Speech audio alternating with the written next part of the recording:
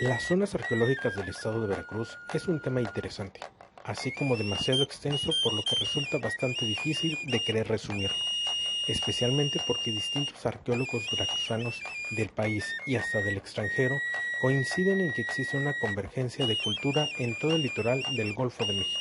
Estas culturas que en distintos momentos poblaron el estado, las llegamos a conocer o saber de ellas por medio de vestigios y zonas arqueológicas que aún se preservan, y es por medio de ellas que podemos tener un acercamiento a saber cómo vivían y cuáles eran sus principales actividades, o cómo se daban ciertas dinámicas dentro de sus espacios sociales.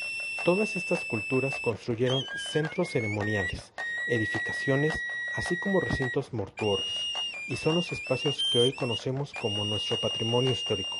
Hasta ahora, se han registrado o reportado cerca de 7.000 sitios arqueológicos en la entidad, número que se incrementará en la medida en que se amplíen los reconocimientos sistemáticos en el territorio veracruzano. Sin embargo, solo 10 de estos están abiertos al público. Desde tiempos prehispánicos, el territorio de lo que conocemos como nuestro estado de Veracruz ha sido de los más poblados y con una extensión territorial rica en cosmovisiones, así como de las cosmogonías. Existen hipótesis que estos sitios se fundaron a lo largo del territorio en distintas épocas y con distintos grados de influencia, entre ellos como de otros pueblos mesoamericanos, con estos dejando vestigios así como zonas arqueológicas de grandes envergaduras. Se habla de que existieron tres principales culturas prehispánicas, que dieron origen al pluralismo étnico de nuestro estado. Por un lado está la olmeca, la huasteca y por último y no menos importante la totonaca, que configuran el sistema de las antiguas culturas del Golfo. Aunque el pasado prehispánico de Veracruz suele identificarse con tres culturas principales, olmecas en el sur, totonacos en el centro y huastecas en el norte, es necesario subrayar que entonces existía un panorama pluricultural y multiétnico, mucho más diverso y dinámico del que nos podemos imaginar. Entonces hablaremos de tres zonas o culturas que se asentaron en territorio veracruzano. Las culturas prehispánicas en nuestro estado se asentaron cerca del mar, de ríos, lagunas, así como algunos en las zonas montañosas con abundante vegetación y fauna, lo que les permitió obtener los recursos necesarios, así como del clima propio para vivir.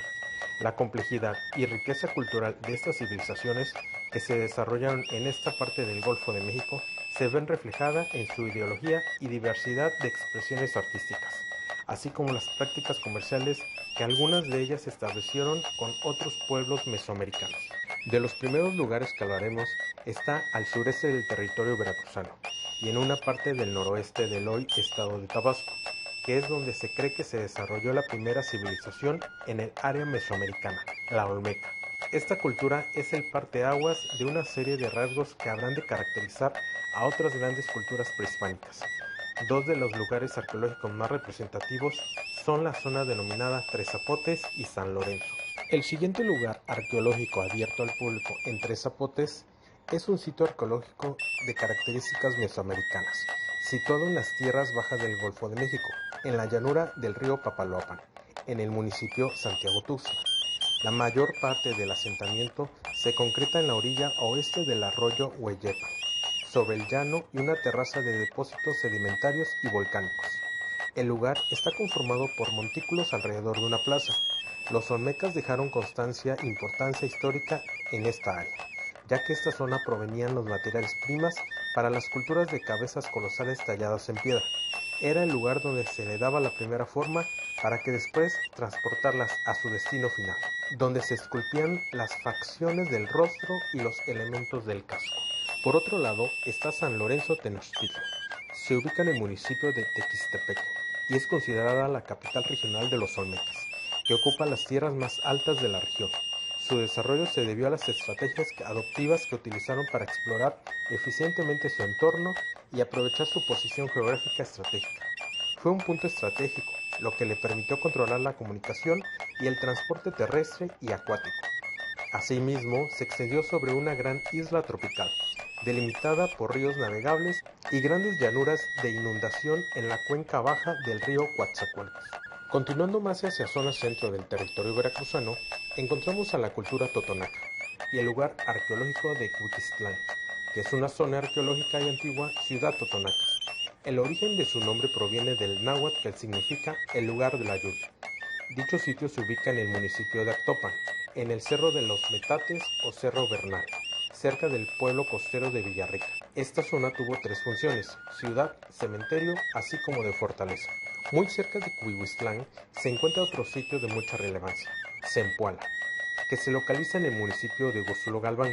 En náhuatl, su nombre significa lugar de 20, posiblemente por las actividades comerciales que ahí se hacían cada 20 días, o a los 20 poblados que integraron el señorío dominado por esta ciudad, la que consta de una gran muralla almenada que circunda un área de 75,000 metros cuadrados. Fue uno de los asentamientos totonacos más importantes durante muchos siglos, pues funcionó como un centro político, administrativo y religioso, que contó con una población de 30,000 personas. Hacia el centro y en dirección a las montañas encontramos el Cuijilote o Filobobos, como también se conoce. Es otra de las zonas arqueológicas del estado, que se ubica en el municipio de Atzalan.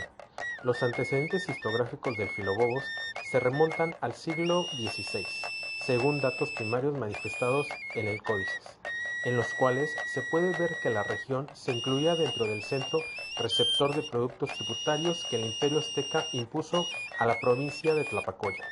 El Cuijilote hay cédulas temáticas, señalización interna y externa, dos puentes de comunicación para circuito peatonal sobre los ríos Bobos y Alcaceseca, en tramos de aproximadamente 60 metros.